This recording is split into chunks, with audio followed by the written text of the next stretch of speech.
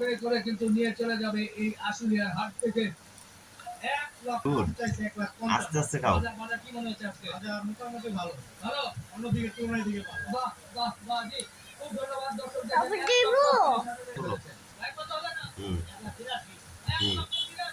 ষোলো না, 87 বাহ, কেমন হচ্ছে ভাই? দাম কেমন চাইছিল?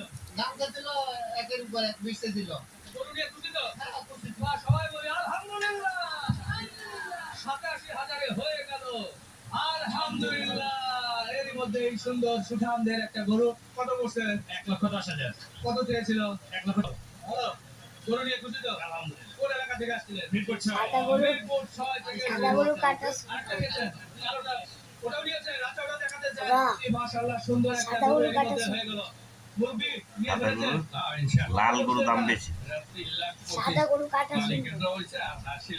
কুরবানি দেওয়া সেটা তো খরচ। কুরবানি দিতে হয় সব সুন্দর দেখে হবে, পছন্দ হিসাবে। কি মনে হচ্ছে আজকের বাজার? সাদা আর কালার নাই, তবে এক সাদা কি গত 2বার নিজেরা পেলে করা হয়েছিল। গোশত তো ফালাই দিত। যথেষ্ট বড়। ছোট ভাই আসলে কি মই বিক্রি বউ আগে আগে মতো মই বিক্রি হবে আচ্ছা, তো গরু নিয়ে আপনারা খুশি তো? মোটামুটি আলহামদুলিল্লাহ। জি, আলহামদুলিল্লাহ। গরু বাজারে আছে, অনেক যথেষ্ট গরু আছে।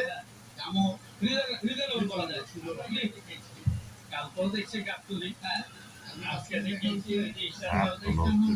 আচ্ছা থাক ভালো দেখে আজকে নিয়ে নিলেন। মিরপুর থেকে আসছেন। ওকে, সবাই বলি আলহামদুলিল্লাহ। আরে তুমি দৌড়ো না তো 1,05,000 টাকা নিয়ে যাচ্ছে এই আশুলিয়া হাট থেকে সুন্দর একটা দেশাল গরু।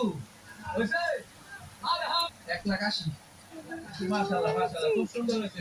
তোমার কি আইছি হয়ে গেছে। খাইয়া লাইছি কি? কে নিয়েছে কে? ও মুরগি নিয়েছে বাবা। আসসালামু আলাইকুম। ও আচ্ছা আচ্ছা, তো যাই হোক